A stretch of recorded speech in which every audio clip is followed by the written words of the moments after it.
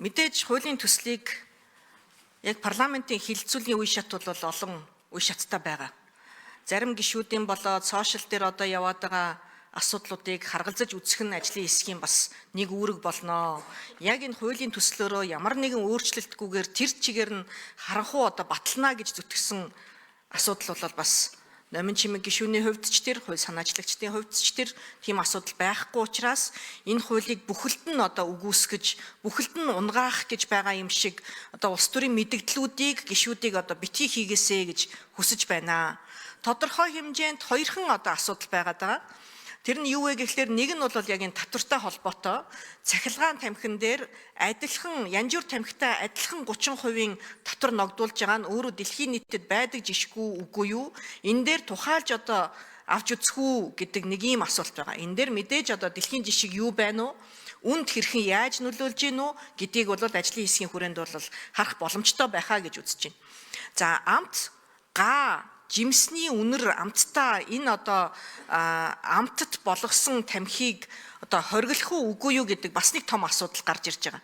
Тэгээ энэ нь өөрөө юу юм бэ гэхлээр ер нь бол сая гайлын мэдээлэл бас хэллээ шүү дээ. 24 оны гайлын байгууллагаас гаргасан одоо албан ёсны статистикийн мэдээллээр янжуур тамхины 47-оос 50% нь бол хагалдаг гаата үнэр амт оруулсан одоо янжуур тамхин бүтээгдэхүүн байдаг юм байна.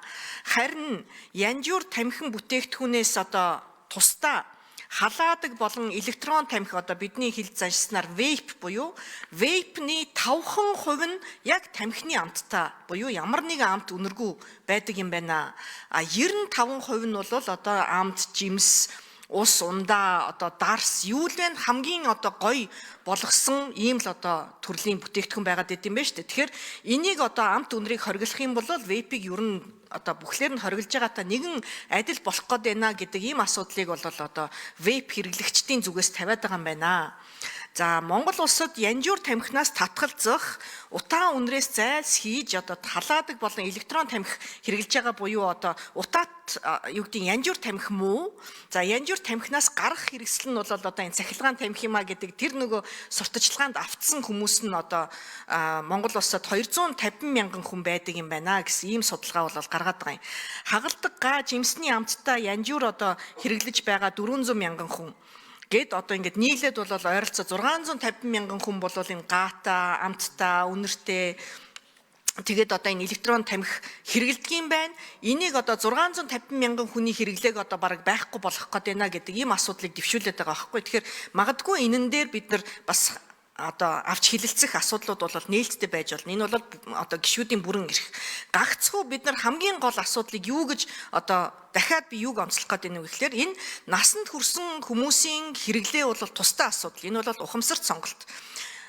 Бага насны, өсвөр насны, насанд хүрээгүй байгаа хүүхдүүдийн энэхүү амтанд дурлаад ороод байгаа асуудлыг бид нар хэрхэн яаж цэгцлэх вэ?